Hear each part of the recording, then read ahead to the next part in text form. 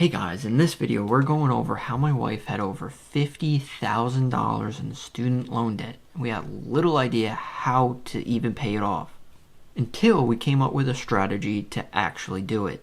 I didn't win the lottery and I didn't wait for the government to pay it off for us. We paid it ourselves. So if you're struggling to pay off student loan debt, maybe my story can help you come up with ideas to help pay that off. So here's a little backstory.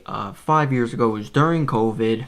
We were dating at the time. We moved from New York to North Carolina. Looking back, it seemed crazy, but we did it. We eventually ended up getting engaged. We got married.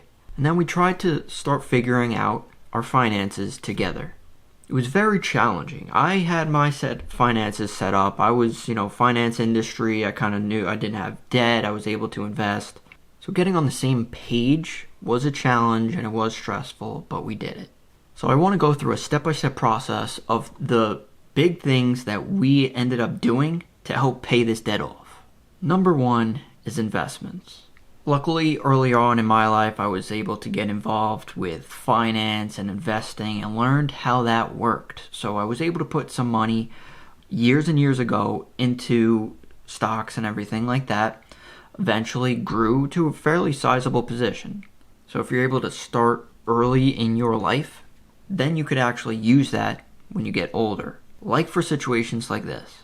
Now it's a bit different because I started investing when I had very little or no debt, so I didn't have to compete, should I invest or should I pay off debt? If you already have debt, that's kind of the main question, right? Would you invest? Would you pay it off? A quick example is if you invest, get a 7% return in the stock market versus your debt is, let's say, 5%. You're losing that 5% on interest you got to pay, but gaining that 7%, so that spread is 2%. The problem is that's not guaranteed. So for lower interest rate debt, under 5%, even 4%, investing might make sense. But for those higher interest rate, for other student loans, could be 6, 7, 8, 9, 10%, it wouldn't make sense to invest. It would make sense to pay off the debt. You got to think of when you pay off the debt, it's like getting a guaranteed return because you're not paying the interest when you pay it off. So aside from investments, there were also extra payments that we did monthly. So that involves budgeting. Sounds not exciting at all, but you need to do it.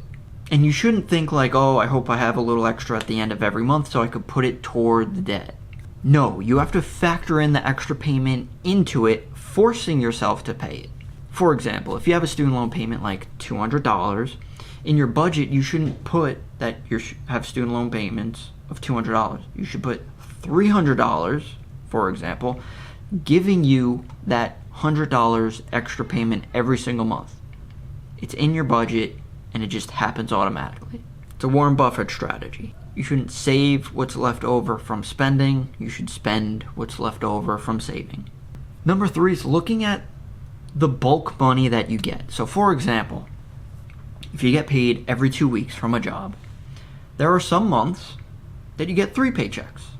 So you could get an extra paycheck every so often, and you could use that money. If you're normally living on 2 paychecks a month, that third one you can utilize. And that's exactly what we did. So if you get an extra, however much you make, whether it's $1,000, $2,000, $3,000, you split that up. Hey, we got an extra, let's say $2,000 this month from this. Let's use half of it, put it toward the debt.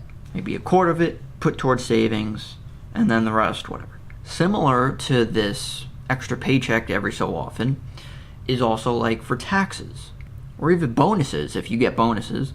But let's say at the beginning of the year you get a certain amount back in taxes, whether it's $1,000, $2,000, $3,000, whatever it may be. You have to use that bulk amount and you have to utilize it. Half of that should probably go toward the debt, if not more. And that's how you can use those kind of large payments to chip away at it. So you have the large payments to chip away at it. You have the extra payments that are chipping away at it. Number 4 of what I did is also a side hustle. For me personally, it was eBay. I did a little bit of door dashing as well. But if you're able to make a little extra every single month doing something on the side, an extra job, starting a business, what have you, you use that money, anything you get, to put more toward the debt. So if I had an extra $200-300 in my account from eBay sales, I would put it towards some debt. So you can see how it starts adding up. You got the extra payments, you got any of these bulk payments you're putting toward. Now you have some side hustle money going toward it. And number 5, which I think really helped us tremendously, is a lifestyle change. We seemed crazy doing this at the time, but moving from New York to North Carolina, because New York is so damn expensive, we were able to save a lot. Like if we rented in New York, it'd probably be close to $2,000. When we moved to North Carolina, the rent that I started was like $1,250. That's a huge difference. Not only that, but taxes, like sales tax. If you have a mortgage, could be property tax. Like the property tax down here is like a quarter or a third of New York. Or just look at different areas near you. If you're able to get a cheaper rent, do that. Try not to think that you're always just stuck in one situation. So there are some obstacles that we faced. One was just the high interest rate on some of the loans. A lot of the money just went to interest. That's why you have to make those extra payments, so some of it goes to the principal to actually pay it down. Number 2, starting a family. At this time we were renting an apartment. We eventually saved to get a townhome. We eventually saved to get the house that we're in now, single family house. We did get married. We ended up having a son. She's actually pregnant with our daughter. So starting a family, there is massive lifestyle inflation. Like you just need more space. Got to prepare for life. And that's challenging, but we still ended up going through it and paying off the debt that we needed to. Another obstacle that really pissed me off, honestly, is you could go through years paying a loan, but then you still owe more than your original amount. So like, for example, one of her loans was like $10,000. She was paying the minimum for years until we eventually got to it and like focused on it, but the balance grew to $12,000. You know how aggravating that is? It's like you're just throwing money into the wind for years. Reason for that is the high interest rate. A lot of it's going toward the interest. And at the same time, in the beginning of the loan, not only the high interest, but most of it's going to the interest and not principal due to amortization, and that sucks. A couple things that I would do differently, and some like tips would be budget sooner. I never really had a strict budget.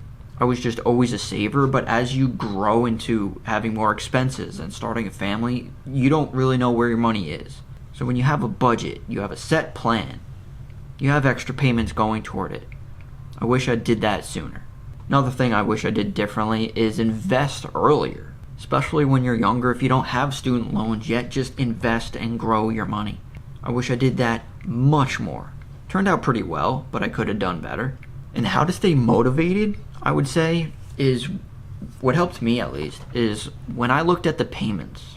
Let's say, I don't know, it's $250 a month. And I just told myself, like, when I pay that, it's not if I pay that off, it's when I pay this sucker off. That $250 a month is gone. That will now be freed up, that I can choose what I want to do with that $250.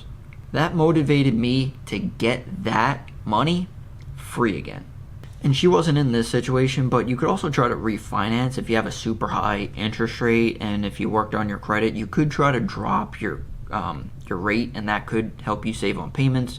Or if you're not on an income-based repayment plan, you could try to look into that too. But in doing so, we banged out each loan separately. It was like, boom, paid that $10,000 loan off. Boom, paid the next one off. And each time, you free up that payment. And when that payment is freed up, you could then use that to pay more to the next one. So the beginning is a grind, and it sucks. But once you start chipping away at it, you see how you can get out. And it takes years and years and years to get, depending on how much you put into it and everything like that, the amount that you have, but you're able to get out of it. And just don't think you're stuck in this until the government comes, swoops in, and saves your life, because chances are they won't. So hopefully my story helped motivate you a little bit, or give you some extra ideas of how to actually get out of your student loan debt. And if you want more financial tips and stories like this, you can subscribe to my channel, because I'll see you in the next one.